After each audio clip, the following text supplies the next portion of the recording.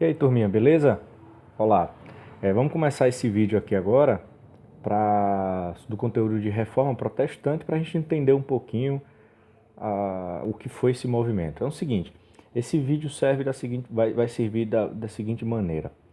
Vocês vão assisti-lo em casa, isso vai servir tanto para uma revisão para a prova, quando chegarmos perto de provas, quanto também para que vocês assistam previamente em casa, né? E na sala de aula nós vamos abordar os principais pontos que estão presentes nesse vídeo aqui e fazer as atividades do livro em sala de aula, tá bom? Seguinte forma, a Reforma Protestante ela foi um movimento de reformas religiosas que ocorreu na Europa lá no século XVI e representou a divisão da Igreja Católica do Ocidente. A Igreja Católica ela se divide nesse período graças à Reforma Protestante. E graças também à Reforma Protestante surgem outras igrejas e outros dogmas religiosos na sociedade que nós vamos ver mais adiante. Bom, a Reforma Protestante, no século XVI, com a Igreja Católica, ela se mostrava completamente distante dos ideais do cristianismo. A própria Igreja Católica, que pregava uma coisa, um ideal cristão, mas ela se distanciava desse ideal que ela mesma pregava. A prática de simonia, como por exemplo, que era a compra de cargos eclesiásticos. Professor, o que seriam esses cargos eclesiásticos? Seriam cargos religiosos, né? Como se você, eu quero ser padre, eu vou lá e dou uma quantia de dinheiro e compro o meu cargo. Grande parte dos seus membros da igreja, né, estavam lá por outros interesses e não seriam pela questão religiosa, pelo dom religioso, não, estariam lá pela riqueza que a Igreja Católica proporcionava ao clero, né? Lembrando que o clero eram aquelas pessoas que faziam parte da igreja. Então, o que a Igreja Católica pregava era uma coisa, né? Por exemplo, vou dar um exemplo prático. A igreja pregava que você se desfizesse dos seus bens, não acumulasse riqueza, porque isso não o levaria para o céu. Mas, em contrapartida, a própria Igreja Católica ela era mais rica e mais poderosa da época, né? Ela tinha posses de terra, tinha muitas riquezas e então não existe esse conflito. Como assim? Se a igreja prega que não é para acumular riqueza e ao mesmo tempo ela própria tem várias propriedades de terra e é rica, entendem? Esse distanciamento das ideias cristãs.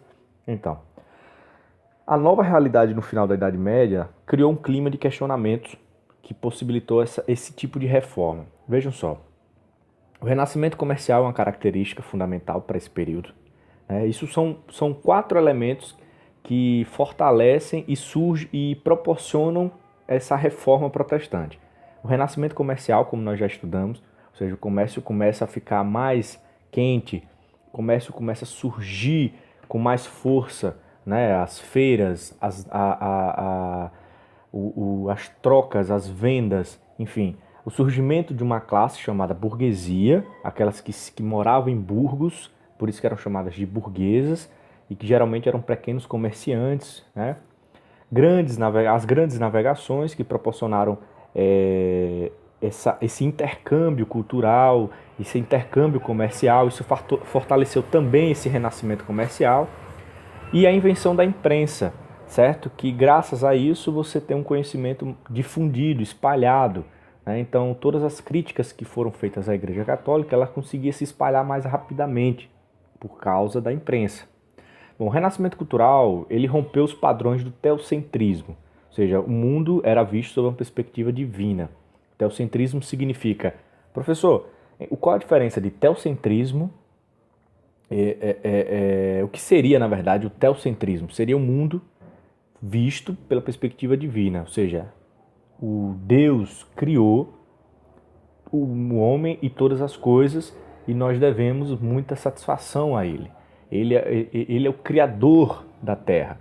Então o ser humano ele foi levado a uma condição suprema depois dessa reforma, o renascimento cultural ele surge dessa forma para deixar de ser teocentrismo para virar antropocentrismo, né? Ou seja, o homem agora é o centro e não mais Deus. Teocentrismo, centrismo, centro, teo, Deus. Antro, homem, centrismo, homem no centro. Então essa é a principal diferença. Agora, o mundo que antes era visto pelo um olhar totalmente divino das coisas e das explicações, toda a explicação era divina, agora ele estava sendo visto pelo olhar antropocentrismo, ou seja, o homem ele agora se torna o centro ali, né? O homem, a terra, o centro do mundo, tá certo?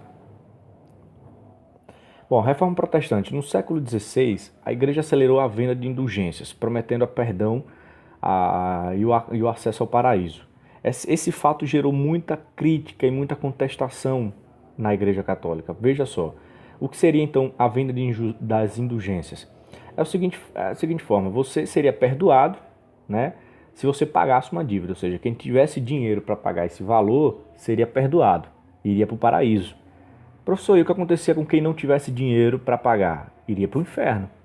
É simples. Você tem dinheiro para pagar o seu perdão, então você ganha o perdão divino. Se você não tem dinheiro, você não tem posses, não tem dinheiro, você simplesmente vai para o inferno, tá?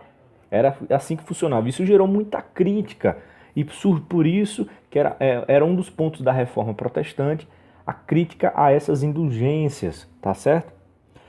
Em 1517, o Papa Leão X ele ofereceu indulgências para aqueles que dessem esmolas para reconstruir a Basílica de São Pedro em Roma. Ou seja, virou tão banal, que qualquer pessoa que oferecesse esmolas para uma basílica, para a construção de uma basílica, seria perdoado por Deus.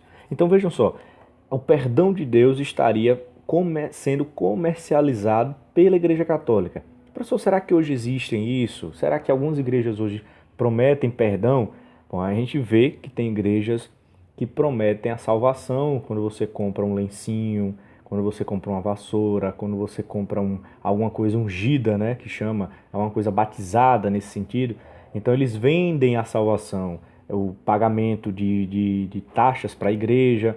Então tem igrejas que cobram isso ainda hoje, prometendo que nessa vida que você segue, se você cumprir com as regras da igreja, você vai ser salvo. Nesse período que nós estamos estudando de Reforma Protestante, nós temos aqui a banalização. A igreja começou a vender a salvação para qualquer um, né? Simplesmente pelo interesse de construir uma basílica. A Reforma Protestante na Alemanha originou com Martinho Lutero, e foi um monge católico que questionou a venda das indulgências, foi o principal ponto que ele bateu, né? Em 1517 ele pregou na porta da igreja 95 teses, nessas teses seriam a ideia dele de mudança para a Igreja Católica. As principais teses que nos interessa aqui é a venda das indulgências, que ele criticava muito, ou seja, não se venderia a salvação porque a salvação não é comercializável, o celibato e o culto dos santos e a Virgem Maria. Ele criticava muito, né, esses elementos da Igreja Católica, principalmente a venda das indulgências. Esse aqui são as 95 teses, né, de Lutero. Ele publicou e postou lá na igreja, aí no Facebook, né? Se fosse hoje ele teria postado numa rede social, mas naquele tempo não tinha. Tem um filme, né, do Lutero, não dá pra gente passar em sala de aula porque ele é muito extenso, mas quem tiver interesse de assistir é interessante. Na concepção de Lutero, só quem dá perdão é Deus. E a fé é o grande caminho da salvação, ou seja, você só encontra a salvação a partir da sua própria fé. E só Deus pode lhe perdoar. Nenhum papa, monge, padre, nenhum membro da Igreja Católica, nem a própria Igreja Católica pode conceder, dar o perdão para... Saiu aqui da imagem, pronto, voltou. Dar o perdão para a população. Só Deus pode lhe perdoar. E como é que Deus pode lhe perdoar? A partir da fé, através da sua própria fé, certo? É o que ele pregava no início e que criticou muito a Igreja Católica por isso. Os escritos de Lutero rapidamente se propagaram pela Igreja, né?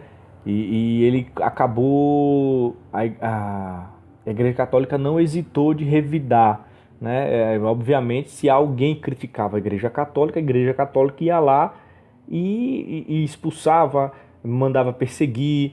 Enfim, mas assim, era o seguinte, além de Lutero, ele tinha um inimigo que era a Igreja Católica, mas o Lutero também tinha apoios, né, de nobres e da burguesia. Por quê? Quem eram esses poderosos? Os príncipes alemães eram os principais que apoiavam. O que eles queriam? Por que eles apoiavam Lutero? Porque eles queriam as terras da igreja, certo? Então, se alguém ali tem a coragem de criticar a igreja, e se eles tiveram a coragem também de apoiar, porque sabiam que a igreja iria se dividir e acabaria rompendo com os reinos iam acabar rompendo com com a igreja católica, e a igreja católica iria perder as terras. Para onde iriam as terras? Para os reis, os príncipes. A burguesia ela apoiou Lutero? Sim, mas ainda esse grupo era muito fraco, pequeno ainda, não tinham tanto poder político, mas também foi apoiado, Lutero também foi apoiado pela burguesia. Tá? Em 1520, a igreja excomungou, ou seja, tirou Lutero, ele era um monge, né? Então ele deixou de ser monge e ele passou a ser excomungado, ou seja, expulso da igreja católica. Ele não fazia mais parte da igreja católica, da fé cristã. Né? Só que já era muito tarde isso. Quando isso ocorre, as ideias de Lutero já estavam espalhadas ou sendo espalhadas rapidamente pela Europa, tá? A reforma ela desencadeou uma crise dividindo ali a Alemanha, no norte Lutero e no sul a Igreja Católica ali. Então você tem uma divisão da Alemanha de apoiadores de Lutero e apoiadores da Igreja Católica. A Igreja Católica ainda continua forte, mas assim, comparado ao que ela ela perdeu muito espaço, né? Quais eram os princípios da Igreja Luterana, né? De Martin Lutero? Os princípios da Igreja Luterana seria, primeiro, a salvação se alcançava unicamente pela fé, como eu disse, né? E não pelas obras. Como assim, professor? As obras. As obras seriam o quanto você dava para a igreja, isso era considerado obra. O quanto você proporcionava à igreja a construir uma catedral, uma coisa desse tipo, né? O quanto você doava suas terras para a igreja, isso são obras. Então, para Martinho Lutero, não, você consegue a salvação unicamente, vejam só, não é a partir, não, é unicamente, ou seja, a única forma de você conseguir a salvação e o perdão de Deus é a partir da sua própria fé, tá? A Bíblia era a única fonte da fé, né, e ela deveria ser interpretada livremente por todos. Por que isso? Não tinha, a Bíblia ela não era interpretada para todo mundo antes? Não, não era. A Bíblia era um livro que só a Igreja Católica, com os estudiosos da Igreja Católica, sabiam interpretá-la e ler. Porque o restante da população, a grande maioria era analfabeta, não sabiam ler, estavam distantes daqueles conhecimentos religiosos. Ou seja, é a mesma coisa de eu chegar em sala de aula e vocês não sabem ler nada, e eu trago um livro didático. Falo, olha gente, no livro didático está dizendo que vocês têm que fazer isso, isso, isso e isso. É a minha interpretação. Aí vocês ouvem a minha interpretação e seguem. Era a mesma coisa que acontecia na Igreja Católica naquele período. Então o que Martinho Lutero pregava era diferente. Não, as pessoas têm que ter acesso direto ao livro, sem precisar de alguém explicando para elas. Então o livro tinha que ser traduzido para todo mundo. O livro tinha que ser... As pessoas tinham que aprender a ler a Bíblia para poder interpretá-la elas mesmas, né? Então era isso que modificou. Outro fator terceiro aí, só existiam dois sacramentos, que era o batismo e a Eucaristia. Ou seja, a Igreja Católica ela tinha diversos dogmas religiosos, né, para seguir ali, só que a Igreja Luterana só pregava dois. Olha, não necessitamos de todas essas regras aí. Não, basta o batismo e a Eucaristia, tá bom. E a última que seria a recusa à autoridade do Papa, ou seja, o Papa ele deixava de ser a autoridade máxima da Igreja, né? Porque para Lutero a autoridade da religião deveria ser Deus e não um homem, né? O culto dos santos ele também pregava contrário, ele não... O que é culto dos santos? Por exemplo, você cultuar uma Virgem Maria, né? Você tem uma santa. Aqui em Paripiranga tem muito isso. Tem casinhas que tem santos espalhados e tal, tem uma santa ali perto da Faculdade de Ages. Então você tem esse culto aos santos, Virgem Maria, São Jorge. Isso aí é fruto da Igreja Católica. A Igreja protestante que surge aí, ela é contra esses cultos. Não deveríamos cultuar a imagem, eles acreditavam. Acreditavam que o culto deveria ser feito a Deus e unicamente a Ele, não a imagens, a santos e tal e tal. Ok? vamos partir aqui para o próximo. O conflito ele só foi encerrado com a paz de Augsburg, em 1555. A partir desse momento, os príncipes poderiam escolher a religião em seus domínios, ou seja, a partir desse momento, de 1555, ou seja, por muito tempo, a Igreja Católica estava ainda se rebatendo ali contra Lutero, essa perseguição contra o protestantismo, até que, depois disso, os príncipes agora podem escolher melhor o que seguirem, né? Além do Lutero, outros movimentos de contestação surgiram e desafiaram o poder da Igreja Católica. Por exemplo, Calvinismo, com João Calvino, e Anglicanismo, por Henrique VIII, na Inglaterra, certo? Esse é o filme que eu falei para vocês, ele é muito longo, mas é um grande filme, vale a pena assistirem, tá? Quem quiser depois copiar, bota no YouTube direto lá, Lutero, tá? Parece muito fácil. Vamos lá, o calvinismo foi uma doutrina protestante criada por João Calvino no século XVI. Era fruto de observações, né, e também de estudos do próprio Martin Lutero, né? Ele observava o que Lutero pregava, o que Lutero estudava, ele também estudava isso e acabou fazendo com que, criando essa nova doutrina, né, chamada calvinismo. O Calvino ele cria uma nova proposta religiosa e ele implementa na Suíça. As ideias elas tiveram alcance na França, né? Os seus seguidores foram chamados de puritanos, né? São os mais conhecidos, os puritanos. Vamos lá, o Calvino ele tem alguns elementos importantes. Primeiro elemento aí, o calvinismo ele tem uma principal temática, predestinação, ou seja, o ser humano foi criado por Deus com um destino traçado. Isso significa dizer, ele era condenado ou salvado, certo? Ou salvo. Ele era a condenação ou a salvação. Veja o que é que significa isso. Se o homem fosse... o segundo elemento aí, essa doutrina ela seria defendida amplamente pelos burgueses, porque assim, eles pregavam quanto mais privilegiada fosse a pessoa, mais ela estaria no caminho da salvação. Ou seja, se você fosse mais rica, se você fosse melhor colocada socialmente, tivesse terras, tivesse herança e tal, você significa dizer que você está predestinado à salvação.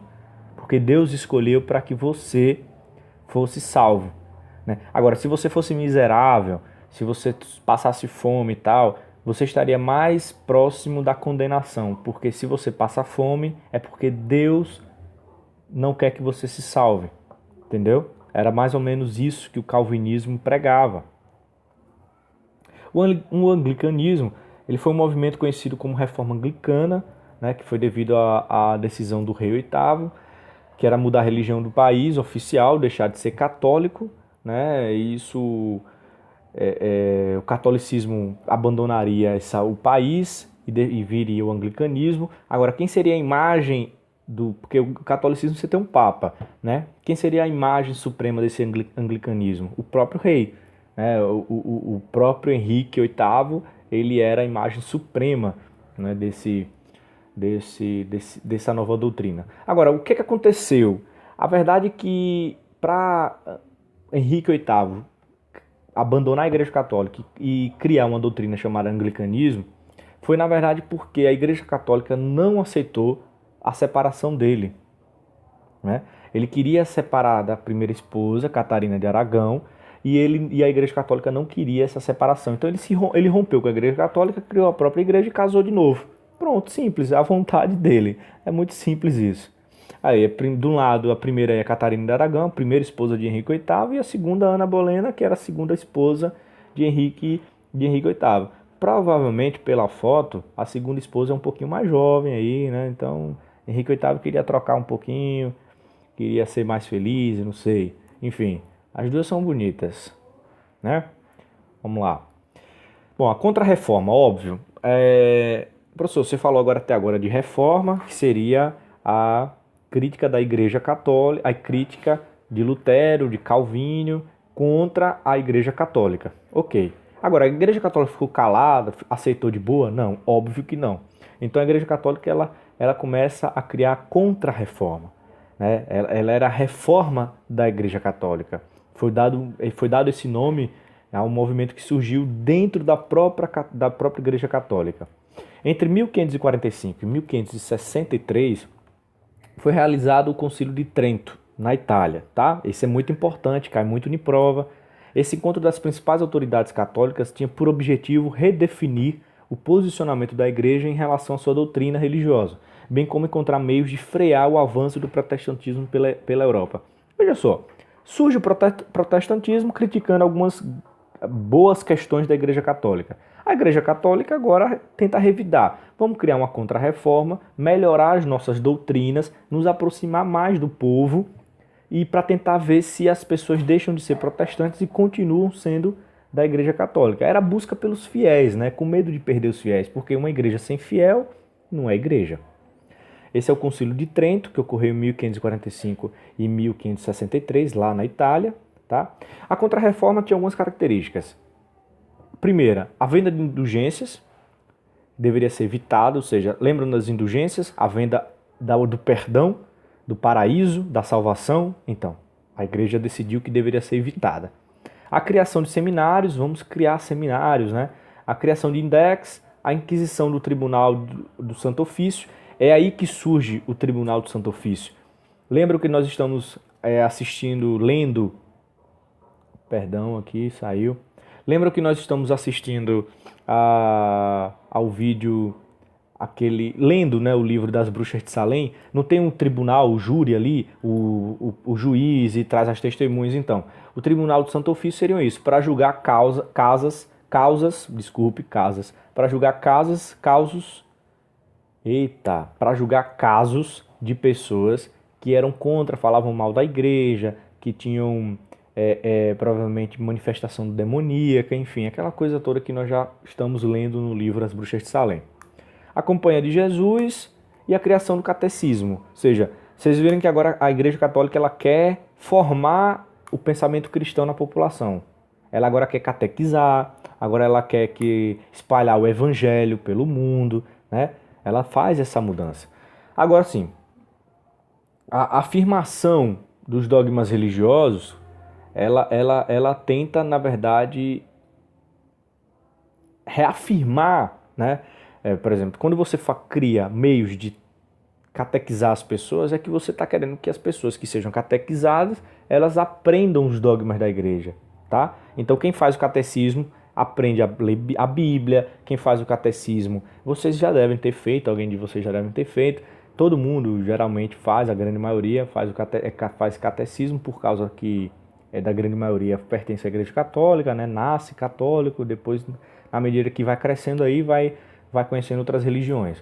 Mas o catecismo é isso, é você aprender os dogmas religiosos, né? O princípio da salvação pela fé e das boas obras foi mantido, ou seja, você se salva pelo princípio de você ajudar a Igreja Católica, né? Mesmo com a crítica de Lutero, esse princípio ainda continuou. O culto à Virgem Maria também foi reafirmado, né? Ou seja, a Igreja Católica continuou cultuando santos como Maria, né? Como São Jorge. A crença católica mantinha as duas origens, tanto a bíblica, né, as tradições transmitidas pela Igreja Católica, bem como os 7 sacramentos. Lembram que Calvino, que Lutero só pregava a Eucaristia só pregava 2, né? E já a Igreja Católica prega 7. Vejam aí, batismo, que é o crisma também, a Eucaristia, a penitência, a unção dos enfermos e a ordem de matrimônio. Ou seja, são dogmas. O que seriam dogmas, professor? São regras que a Igreja Católica pregava para que a população que a seguia, os cristãos, seguissem. Olha, são normas que você precisa seguir para ser cristão. Você tinha que fazer a Eucaristia, você tinha que fazer a primeira comunhão, enfim, tudo isso são regras da igreja. Hoje também tem isso, quem é da Igreja Católica tem que se batizar na Igreja Católica, tem que fazer a crisma, tem que fazer a primeira comunhão, enfim, tem tudo isso aí. Até hoje, certo? Quero lembrar isso para vocês. Então é o seguinte, essa aula de hoje foi para dar a introdução do capítulo, tá? Nada tão tão interessante assim. Desculpe novamente por ter aparecido a ligação. Vamos encerrar esse vídeo e vocês vão assistir, façam as anotações, assistam de novo se preciso, peguem os principais pontos e na sala de aula nós vamos fazer algumas atividades do livro, tá bom?